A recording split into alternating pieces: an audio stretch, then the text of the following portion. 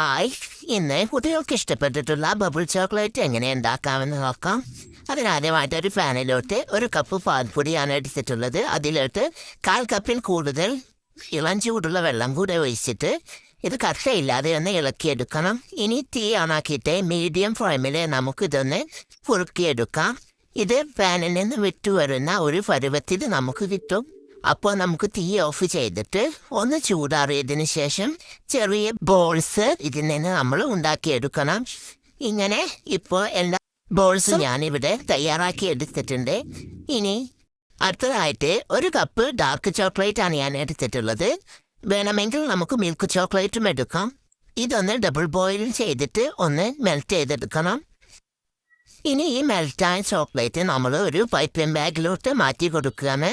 Piping ബാഗിലേക്ക് മാറ്റിയതിന് ശേഷം നമുക്ക് ഒരു ബട്ടർ പേപ്പർ എടുത്തിട്ട് ഇതുപോലെ ഒരു സ്ക്വയറായിട്ട് നമ്മൾ ഒന്ന് ഈ ചോക്ലേറ്റ് സ്പ്രെഡ് ചെയ്ത് കൊടുക്കണം. അതിൻ്റെ മേലെ നമ്മൾ നേരത്തെ മിൽക്ക് പൗഡർ വെച്ച് തയ്യാറാക്കിയ ഓരോ ബോൾസും സെറ്റ് ചെയ്ത് വെക്കണം. ഇങ്ങനെ സ്ക്വയർ ഷേപ്പിലാണ് ഞാനിവിടെ ബബിൾ ചോക്ലേറ്റ് ഉണ്ടാക്കുന്നത്. ഇങ്ങനെ ചെയ്തതിന് ശേഷം അതിൻ്റെ മേലോട്ട് നമ്മൾ ചോക്ലേറ്റ് മെൽറ്റ് ചെയ്തത് ഇതുപോലെ നന്നായിട്ട് എല്ലാ ബോൾസും കവർ ചെയ്യുന്ന രീതിയിൽ നമുക്ക് ഒഴിച്ചു കൊടുക്കാം. ഇനി ഇത് ഒരു 10 മിനിറ്റ് നമുക്കൊന്ന് റെഫ്രിജറേറ്റ് ചെയ്യണം. അപ്പോഴേക്കും നമ്മുടെ ചോക്ലേറ്റ് ബബിൾ ഇവിടെ റെഡി ആയിട്ട് കിട്ടും. ഈ വീഡിയോ ഇഷ്ടപ്പെട്ടിട്ടുണ്ടെങ്കിൽ എല്ലാവരും ലൈക്ക് ചെയ്യാനും സബ്സ്ക്രൈബ് ചെയ്യാനും മറക്കരുത്. മറ്റൊരു വീഡിയോയുമായി കാണുന്നത് വരേക്കും ബൈ.